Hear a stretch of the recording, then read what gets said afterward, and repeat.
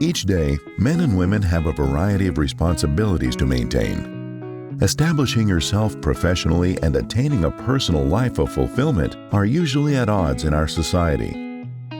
These clashes can lead to an unfulfilled existence. Have you had enough of this constant discontentment? It's time to change your perspective at Live Life Wealthier. Listen in on conversations that reveal the keys to living a full life. Learn how to achieve true wealth in the 4 realms of L.I.F.E: love, inspiration, family, and enterprise. This is your guide to breaking free from a rut and maintaining a healthy balance between your personal and professional lives. Marta Skik Harich is your host.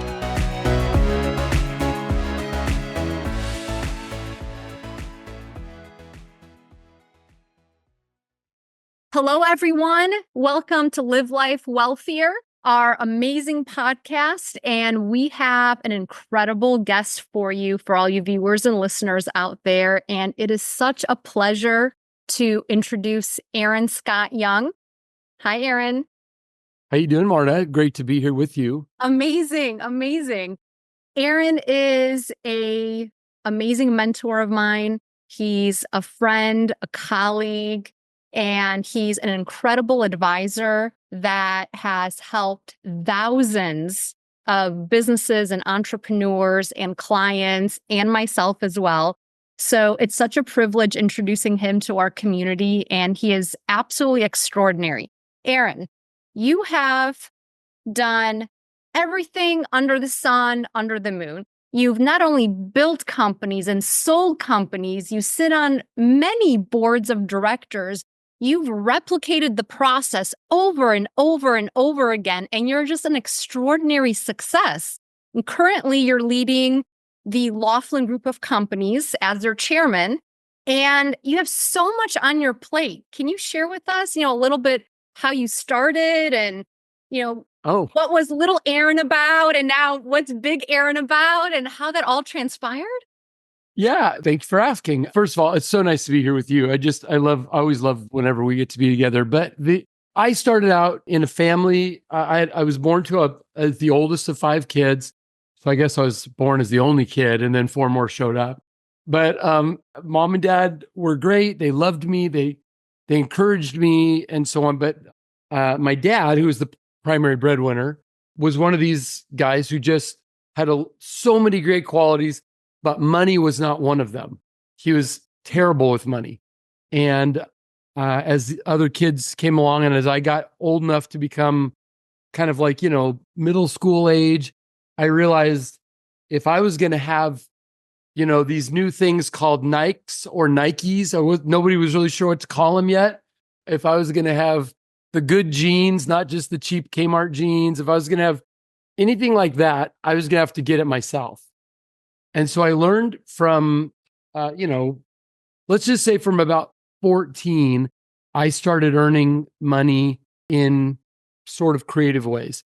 And I'm not one of these people that says, I started my first business at 18 months old, because my parents were selling pictures of me or something, or I was selling rocks door to door. I think that's such a silly thing. Strategies we can discuss down the road. There we go. But I did start kind of the Tom Sawyer version of, I got work together to do and they got friends to do it. And I made an arbitrage on the money. I didn't know the word arbitrage, but I did.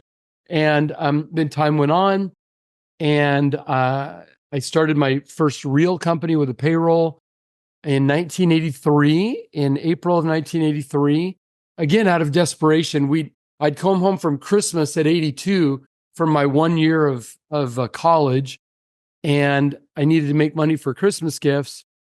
So I borrowed an old pickup truck from somebody at church and got another guy, and we went on knocking doors, picking up old newspapers, and then selling them down in the industrial area of Portland, Oregon. It was like $65 a ton or something.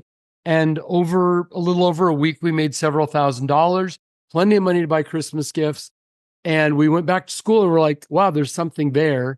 So when we got back from school, we launched our first company, and we had there were 4 of us in total, 2 owners. I was one of them, and then a couple other workers along with us. 2 trucks, about 5,000 monthly customers we built up to in recycling. Then I meet this cute girl named Michelle. And I was 22, and you know Michelle. And Yes. I thought, well, she's not going to be attracted to a garbage man. So I thought I better do something else. So I sold my part of the business, not knowing that was supposed to be complicated. And I just sold my part, took the money, bought an inventory of cellular phones, got registered with GT Mobile. That became one of the first cellular phone dealers in the Northwest back in 1986. Interesting. And by the way, in the middle of that time, from 83 to 85, I went away on a church mission. And so not only did I start a business up, I learned how to run the business from well, you couldn't do anything. I was clear across the country, but I made money every day. And I thought, oh, that just makes sense to me. I own it. I should make money from it. And then I met Michelle. So you weren't actively working in it. You were out on a mission, just to clarify. I was being a Mormon missionary. And you were earning revenue while you were out. Yes. That's amazing. Correct. So, and then I got back and I didn't know I couldn't. So I was able to sell out of my part, start another company, ended up with multiple stores, learned how to manage people in different locations and have to build systems. And then I, out of my own hubris and inexperience, crashed that company into the ground. The industry changed in one meeting. I thought I could outsmart the industry. I was wrong.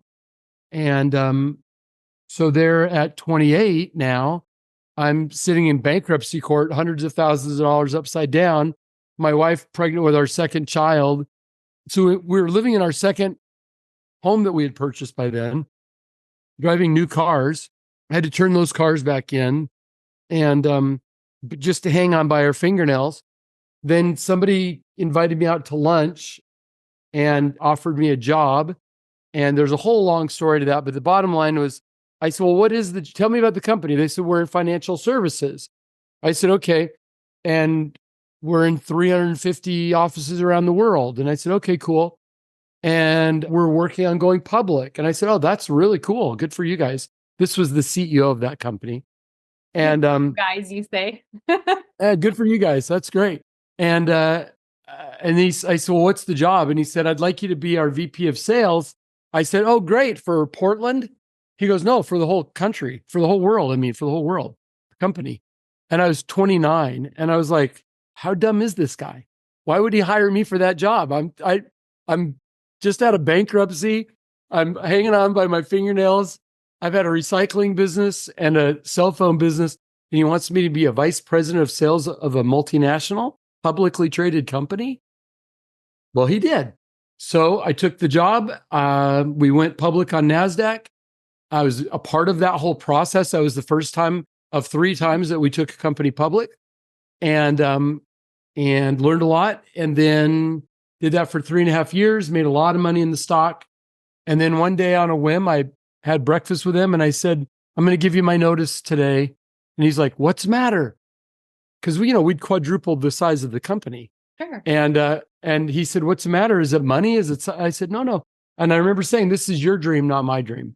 And so he said, can we keep you on for a year as a consultant at same benefits, same pay? I said, sure. And then I started, with that money, I started buying other businesses. So I was 30, coming on 33 at that point. Very interesting. And thank you so much. And then I'm 60 now. So I've been doing that for all this time. And then since then till now, it's been a roller coaster of like really fun projects, businesses, people, events, travel. Yes, it's all those things and you've heard me teach SRA before, but what I learned early, like with the recycling business, we knew if we were knocking doors and leaving flyers behind, we had a way to maximize the use of this flyer. So we came up with a calendaring system on the flyer that was good 365 days a year, right? So we invented that, and it was all analog, but we learned that you need to put technology in place to communicate with your client. And then we created these little route books that we put in our back pocket that had all the addresses and where the newspapers were or that's an empty house, or that's a no, don't go there. But we basically built a little CRM you could put in your pocket before there was such a thing as a CRM, right? It wasn't we created something magical. These were sales route books, but we made them and I learned how to use them and then how to consolidate. We started big and then we kind of consolidated as we perfected our neighborhoods so we could add on what people would say now clamp on or upsell other services to these same clients. I learned how to sell a company. I learned how to negotiate a contract with GTE, right? I mean, I did all that in my middle 20s.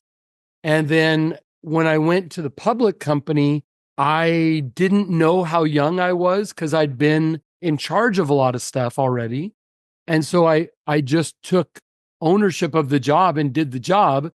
And even people older who'd been in the industry much longer than me, because I had this public company behind me and because I was saying reasonable things, they just said, okay, we'll follow this kid, and what I've learned all through these 40 years of doing this stuff, 41 years, is there are just certain things. If you figure out what the objective is and then figure out what can I do and what resources do I need to add on, like what are my strengths, where are my weaknesses, get the right people together, show them the objective, build technology around that, keep track of what's going on so you can inspect expectations. Don't consume everything that you make. I just learned all these things and I've discovered in every place I've gone, and just even right now, I have things as diverse as, of course, asset protection, the main business, and really kind of a family office, sort of a fractional family office structure for many of our clients, to robotics, to customer advisory boards on a big global scale, to genetics, to wound care, to what else have I got? Military contractor. I've just gotten contacted by the CEO of a hospital group to come back. They're buying hospitals. They want to talk again. So it's always the same stuff that needs to get done, regardless of the business. And if we can just look at those, like, where are you? Or do we need to go back to brass tacks and start again? And then you build it in following the formula. You follow the formula, you have a high likelihood of success.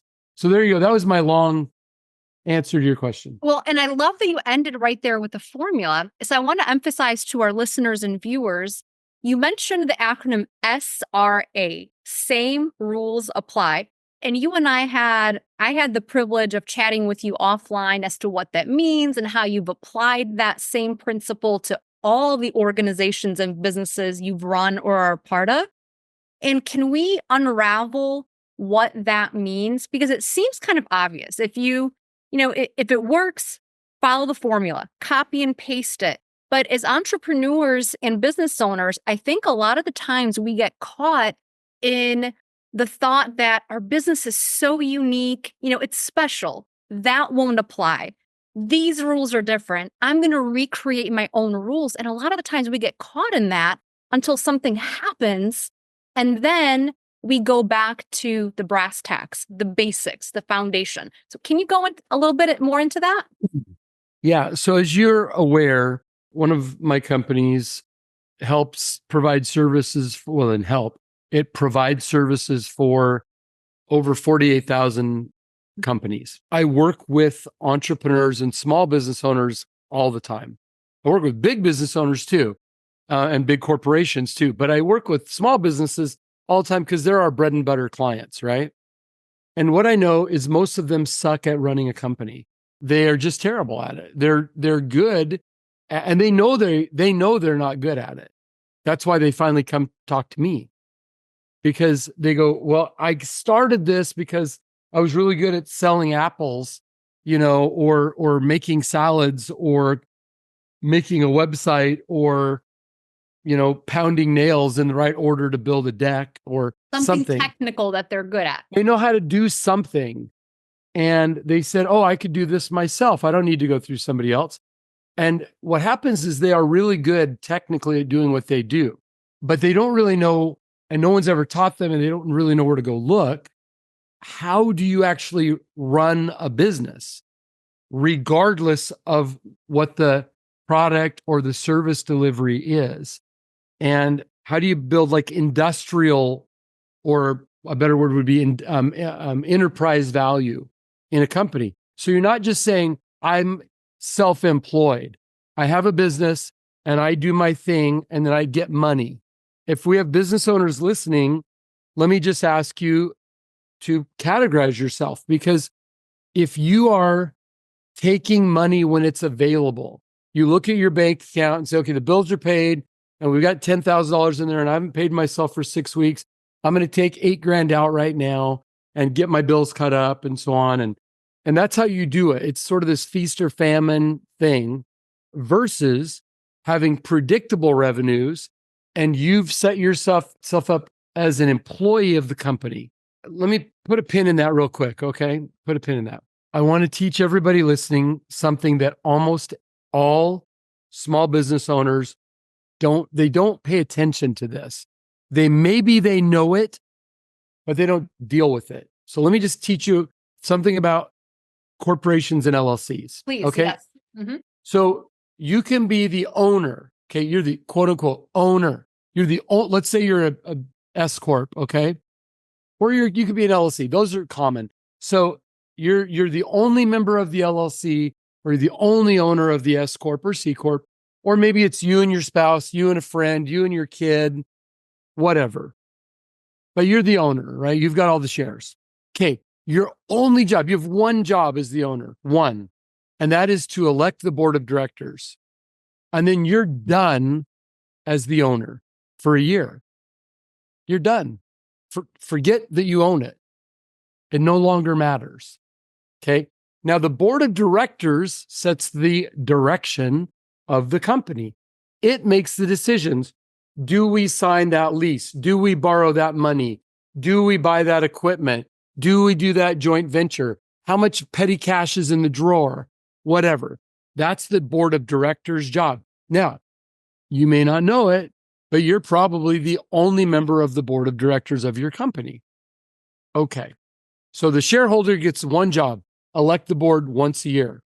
Board of directors, from time to time, evaluate opportunities and challenges and possibilities and make decisions. And then they tell the officer, either the manager of the LLC or the president of the corporation, here's what we want you to go do.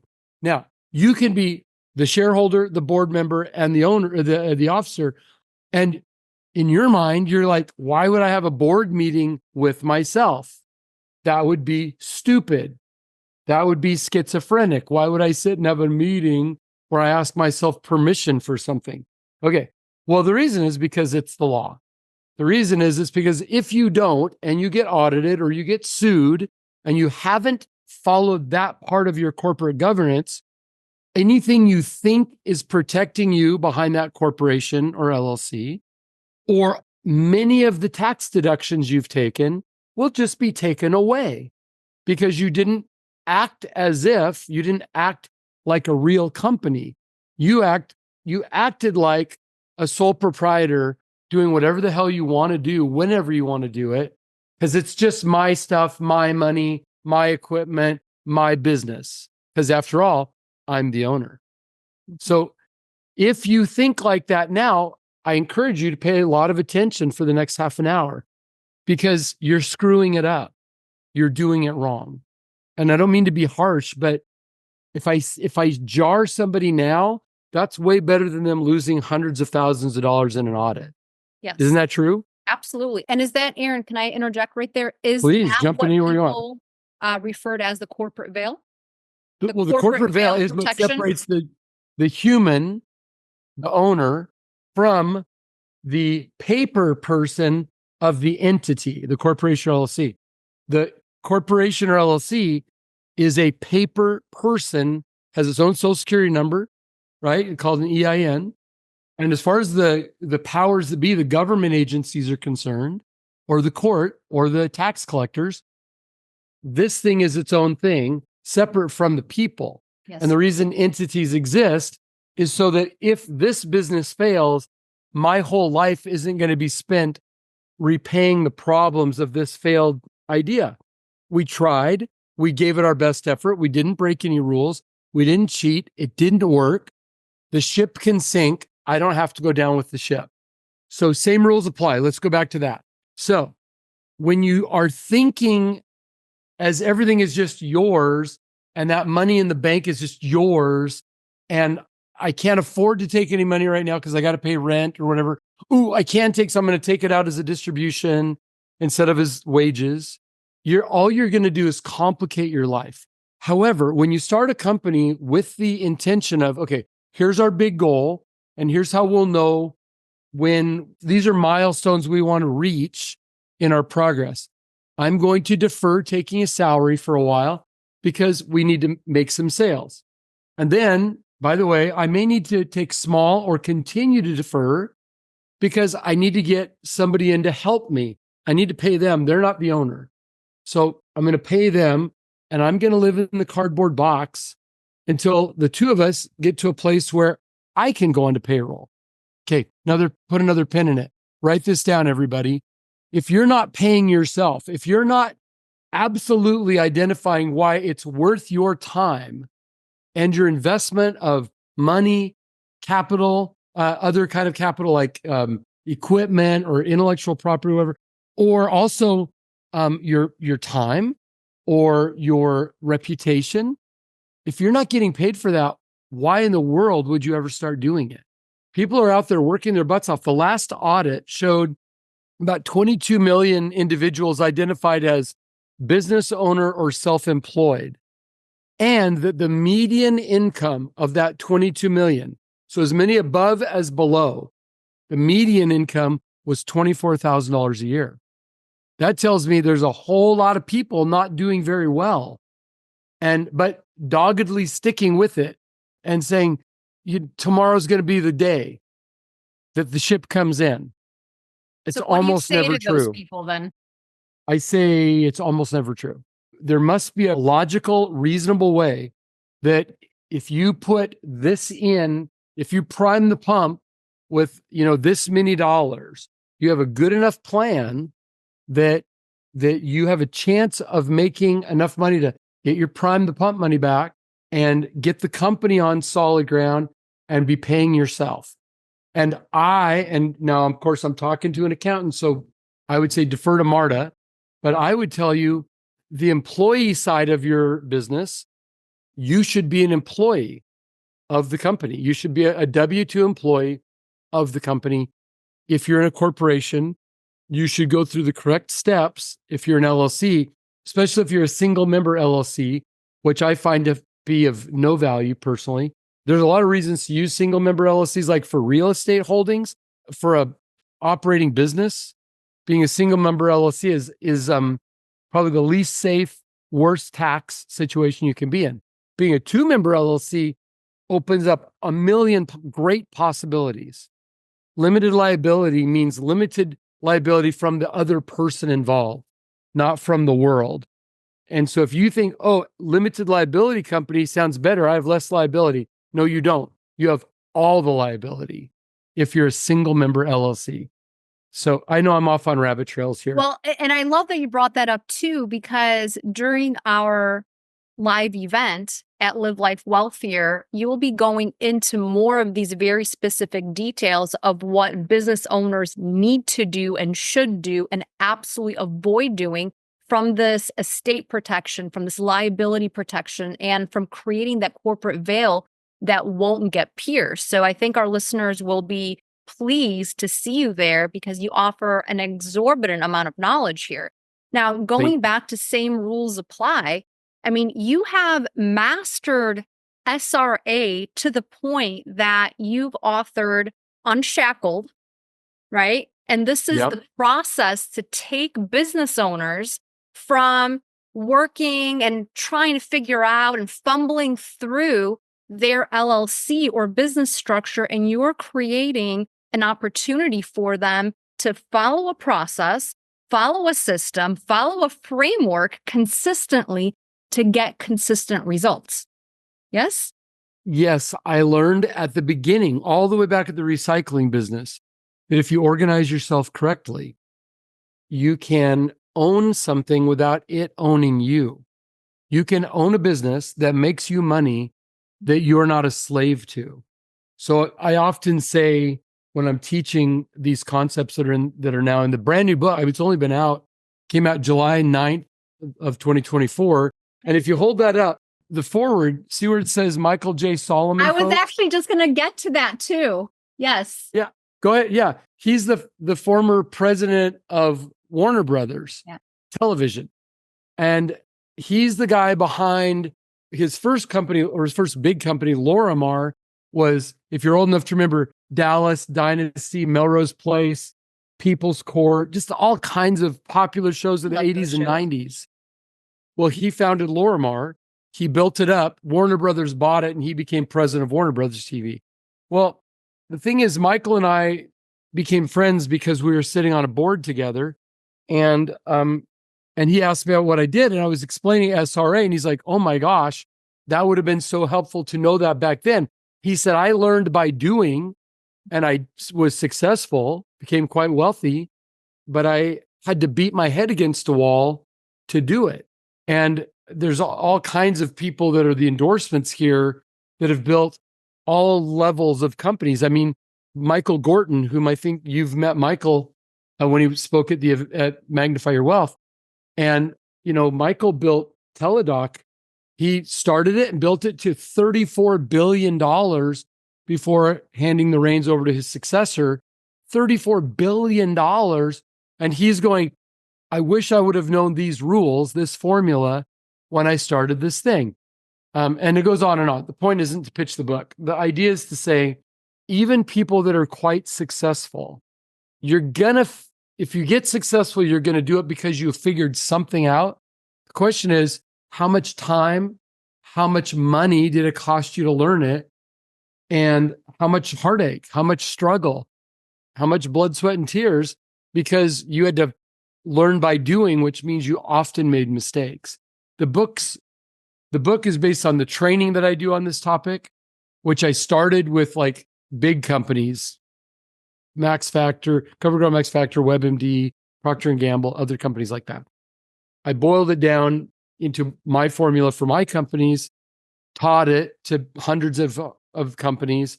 One of the students, who's the co-author of the book, Robert, said, we need a book because people in Eastern Europe where he lives can't afford the course, but they could afford $25 for a book.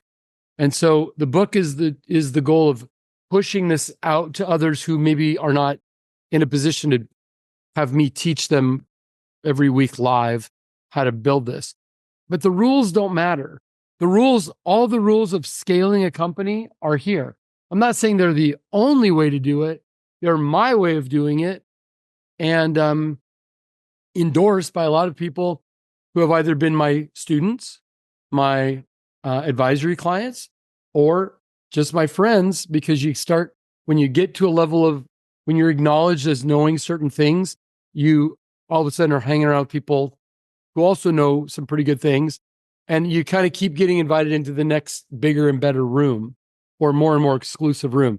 So I'm honored to be, I'm not going to drop any names, but I'm on many more names than I already have, but I'm honored to be in that position. And you can see that in the book, but they all go, when I say same rules apply. It's a big light bulb that turns on, and it kind of leads to, I want to highlight a few areas because I think this is a common denominator that most entrepreneurs go through, at least in their mind, up to a certain point. One, they feel like they're a failure if they ask for help, right? Yep. Number two, what I've seen is they also don't know what an advisor is, right? And one of the things that actually you, Aaron, have taught me as you've been mentoring me is that an advisor is someone that has done two things. Either one, they're technically skilled at an area that you need help with, and you essentially hire them, right? Sure. Or get some guidance. Or number two, they're an individual that has accomplished something and paved the way of someplace where you want to go. And they've already paved the way for you, and they're letting you follow in their footsteps as they're guiding you. So those two are essentially the definitions of an advisor. Did I paraphrase that correctly? I would utterly agree with that. Can I speak to the first thing you said about asking for help? Absolutely. So I was sitting in a meeting with a book publisher, not this book, an earlier book. And my son, who was at the time 18 or something, he was with me on that trip. We were in Florida, and we were in this meeting for about 4 hours with the publisher. And somewhere along the way in the conversation, I said, hold on. Will you explain to me what that acronym is that you just used? And they go, oh yeah, it means blah, blah, blah, blah. And I said, and what does it exactly mean to you? And they said, blah, blah, blah, blah. And I said, okay, thank you. Later on that night at dinner, my son says to me, hey, Dad, can I ask you a question? Sure. Was it embarrassing, not knowing what that was and having to have them explain it to you? And I said, no. What would be embarrassing is not asking about something I don't know and then making a huge mistake out of my pride, right? I would hate that. Yes. But I said, when somebody teaches me something new, and I got this from my dad, and I'm sure he got it from somebody else, but my dad would say, if you corrected him on, like I was saying, hyperbole instead of hyperbole, right? Yes. I didn't know. It was a word that I didn't use much. And I said, hyperbole, that's hyperbole. And my wife said, that's hyperbole. And I said, oh. Now, in that situation, somebody said, ooh, is that embarrassing to be, were you schooled or did somebody have to shame you? No, it's like she gave me a gold coin that I get to put in my pocket because now I know something. I'm not going to use that word incorrectly in the future. I knew the definition, but I didn't hear the word a lot, right? So now I knew something more that makes me better as a communicator, right? So thank you very much. However, you're right. Most entrepreneurs are embarrassed about where they are. They think they're so small. Okay, here you go. You should know this. Only 4% of all the companies in the United States break $1 million a year in revenue. So 96% are under $1 million in revenue. So if you're anywhere close to $1 million, or if you're over $1 million, you're a freaking success story. Okay. But they think, oh, I'm small. I'm embarrassed about how small I am. They think, oh, I can figure it out. Oh, I don't want anybody to steal my idea. That's the sign of a beginner business owner. They're going to steal my stuff. No, they're not going to steal your stuff. They're not going to steal your stuff. If they were going to steal your stuff, maybe if you're an engineer and you come up with something you're going to patent, maybe some engineer will. Your employees are not going to. Your lawyer's not going to. Your accountant's not going to. They're not going to do that. They don't want to be an entrepreneur. They don't want to be an entrepreneur. It's too much work. It's unguaranteed pay. It's long days, long nights, long weekends for less money and more risk. You've got to be a little mentally ill to be an entrepreneur. And yet, if that's how you're wired, like me, like you, you can't see another way that you'd want to live. But remember, most people don't want that. So don't be afraid to surround yourself with people who are smarter than you in areas that you're weak, because odds are they're attracted to you because you're the leader with the vision. And they go, oh, if I jump on this bandwagon, there's a good chance we could do something really cool. So one, you don't need to be afraid to ask for help. The other thing is they're afraid to buy help, thinking they'll just figure out how to build the website, create the documents, Google the legal contract, or whatever else. They'll do it themselves. They don't want to pay anybody else. They want to take all the money. They eat all the money. And then when they get up to here in work and they can't survive anymore and they can't grow and they're suffering, there's no money to hire anybody because they've bought a bigger house, fancier car, whatever. I'm like, folks, live poor while your employees are doing great, because once that all starts to work, you're going to get all the surpluses coming to you. But for a while, you've got to build the machine before you start feeding yourself from the machine. Yes. It's critically important and almost never done. That's so important. And I believe it's easy to say, and it's easy to, nod my head and say, yes, you're so right. And you challenged me, as I've been growing my business as well, to do the same. And one of the things you said, make sure you have your advisors, make sure you have your mentors, and make sure you're not the smartest person in the room. And I took all that to heart, and I've seen the growth and I've seen the opportunities, but I've also seen the mind shift. And it's very interesting because it's not about just writing your own check and paying your own bills and using the business as a slush fund. It's really creating that structure. And once you're able to do that, same rules apply, just follow the framework and rinse and repeat. And it works over and over and over again. That's the kind of the beauty of it. Yeah. And the question you want to ask yourself is, do you want to be really successfully self-employed, like many small accounting firms, like many small law firms, like the local dentist, like the landscaping company, like the small grocery store owner who's in there still moving around the store and checking shelves and stuff, right? Do you want that? Nothing wrong with that. Do you want that? Or would you rather build a company that becomes an asset, not just a revenue stream like a paycheck, but something that has intrinsic value that could be sold? There are some things that I do with my horse stuff. I have zero intention of selling the farm. That's like something I love to do, the horse ranch, right? But the businesses, anytime you have somebody that would be willing to buy from you when you could sell the company and you choose not to, it's like you're buying the company at that price. Well, that's an interesting way to put it. Yeah. If somebody sees that I have something, right? I have a pocket knife here on my desk. So if I have this pocket knife and somebody says, I'll give you $500 for the pocket knife, which is about what these sell for. If I'll give you $500 for it, and I say, no, I want to keep it, I'm saying I'm willing to not have that $500. Now if this is worth $1,000 and somebody offers me $500, I might go, I believe it has more intrinsic value than you're willing to offer, but I'm still making a decision against that money and the responsibility, liability, unsure market conditions of the company. Yes. Right? Yes. So you're having to make choices. But if you want to build something that's inherent value, I've had a number of companies that we've sold for 6 and 7 figures, right? Not 6 and 7, 7 and 8 figures. And if you want to do that, you have to build something that somebody wants and that can operate without you being the only one that knows how it works. Which again, back to the book, it's all about saying, how do you remove yourself from being the most critical employee to being the chairman, the one that sets the direction, but is not the one doing the work?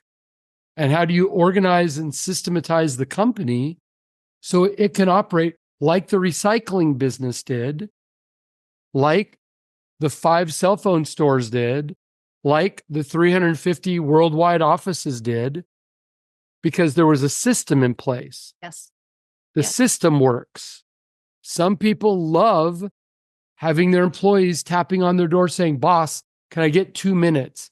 And you knew the answer to their question. And then you feel so good. I'm so freaking brilliant. Look how smart I am that I know all the answers. Yes. If that's what you love, then do it. But just acknowledge you've chosen to be self-employed. Mm-hmm.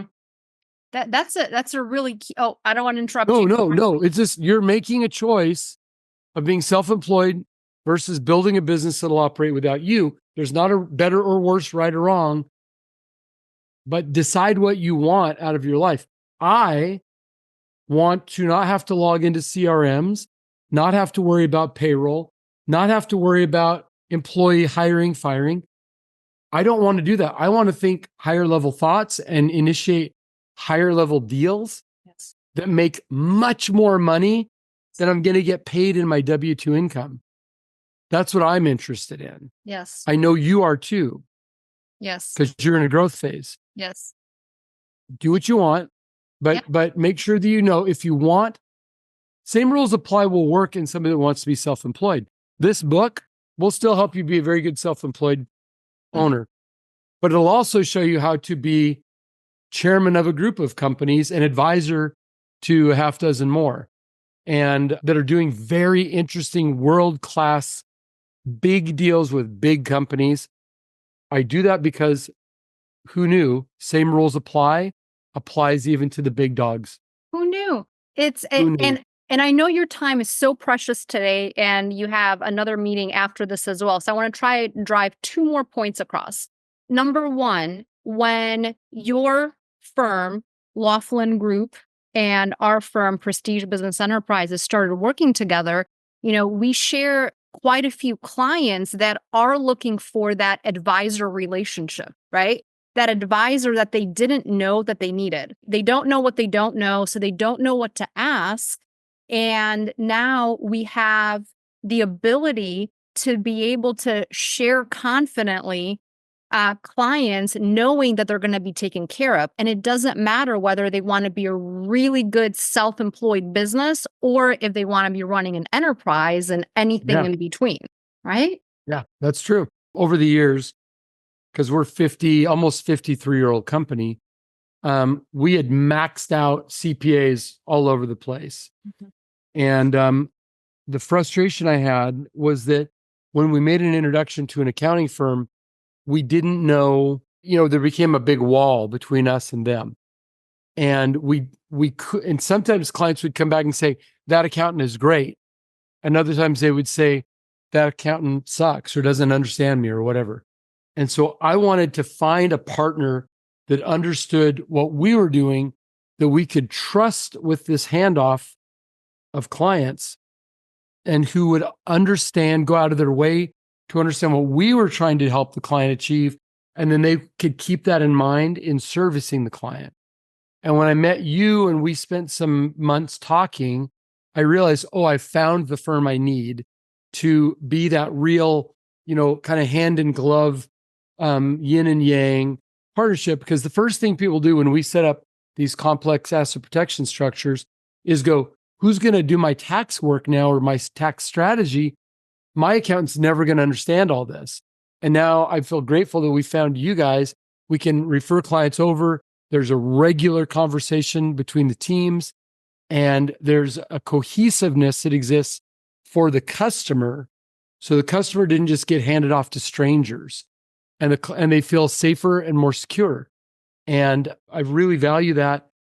You can only do that with people that you've come to not only like them, but you can trust their knowledge level is at the level you need that to be at in order to serve this client. If I've got a brand new startup, a lot of people can help them. If I've got someone who's got a $50 million company, $100 million company, they need really good help. They need really good strategy. Yes. And that deciding who you're going to affiliate with and trust your clients to is going to be one of the most critical decisions any of us make as a business owner, because whatever referrals you make, good or bad, will reflect back to you. And they will reflect 10 times brighter if it's bad, right? If something goes wrong, you're going to hear all about it. If something goes well, you may hear nothing. If something goes badly, it's coming back to you. And then people don't want to refer their friends to you anymore. They don't want to come to your events. They don't want to read your book. They don't want to use your services because they don't trust you anymore.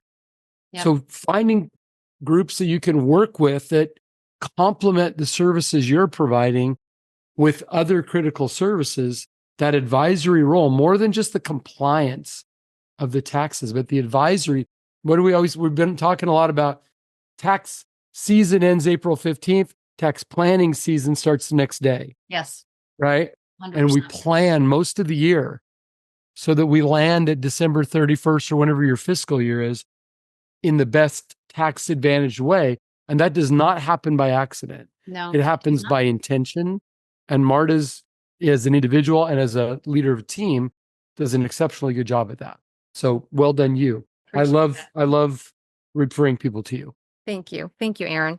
And it's interesting because the businesses that fail to plan, and the ones that succeed have a plan. And it seems so minuscule but it makes the difference for failure or success.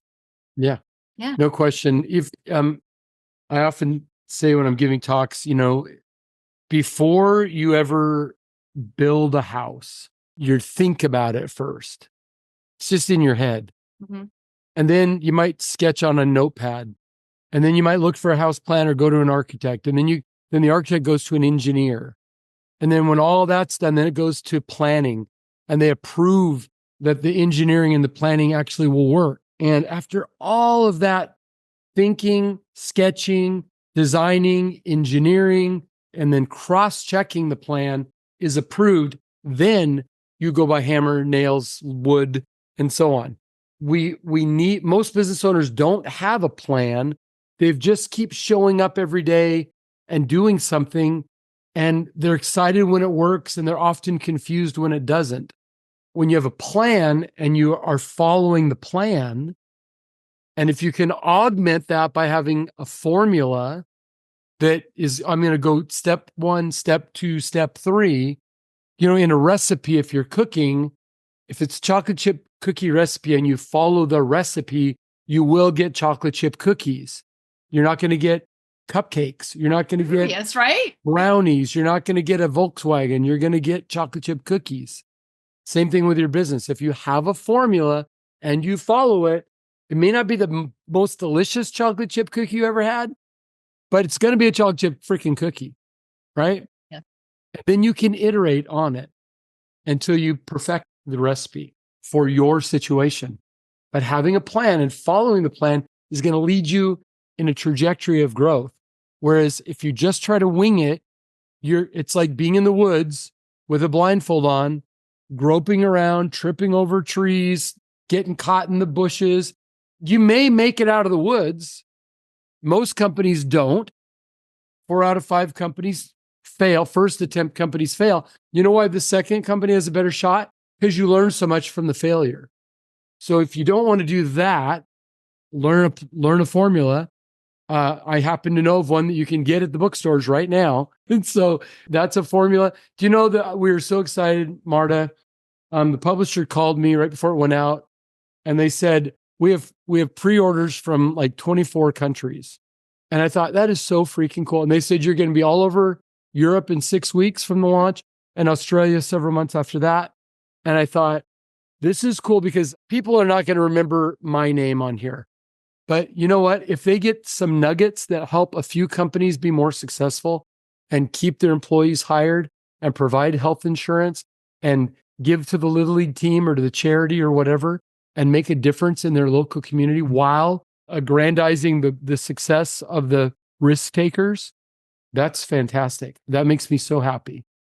Following a formula gives you a much greater likelihood of succeeding. Absolutely. I know you had one more thing you wanted to talk about, and I know I keep No, it's telling a okay. lot. And one of the many things I love about you is that you are a storyteller and your stories resonate. Your stories resonate when they're stories about failure, about success, about anything related to your personal or business life. And it helps us remember.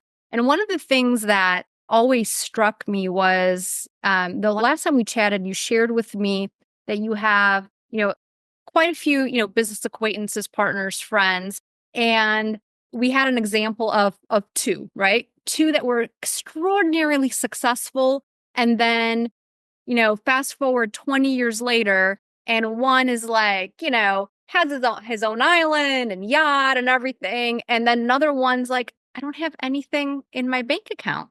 And I'm speaking metaphorically here, but you see this happen a lot where there's that dream and that vision and maybe a successful business, but why do some end up keeping everything and others lose everything?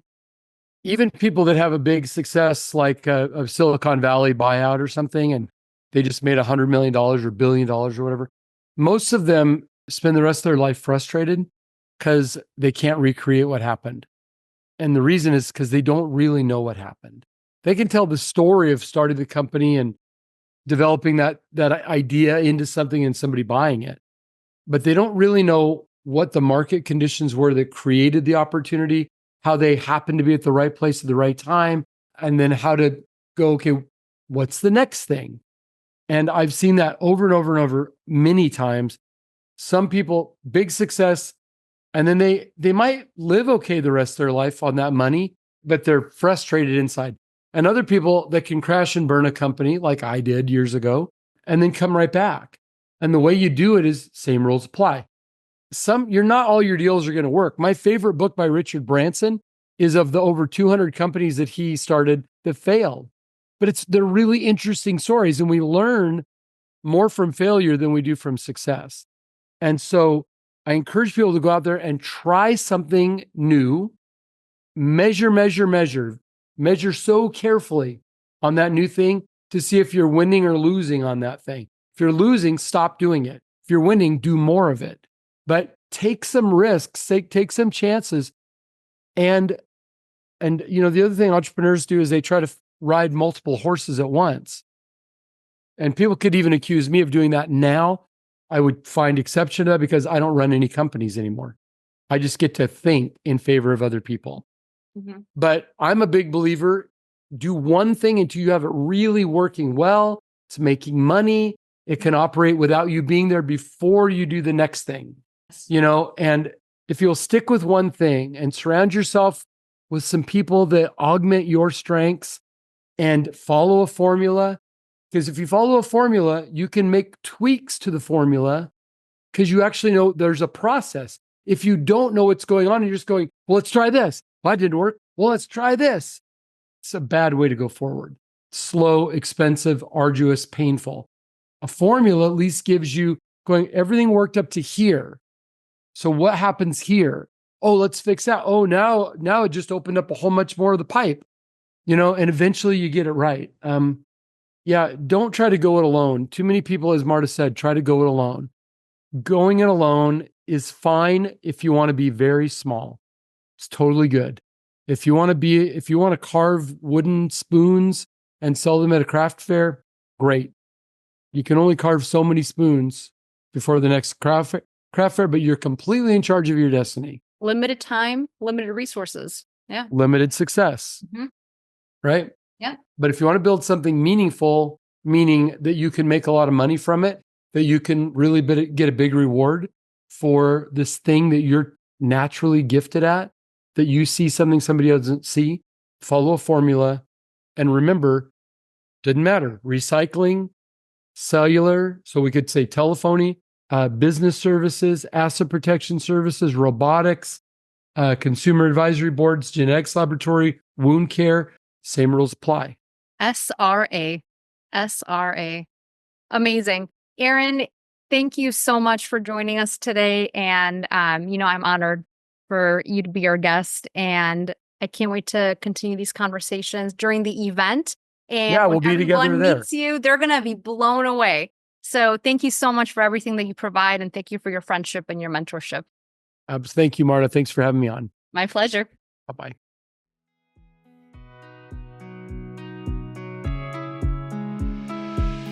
Thank you for taking the time to listen to this episode.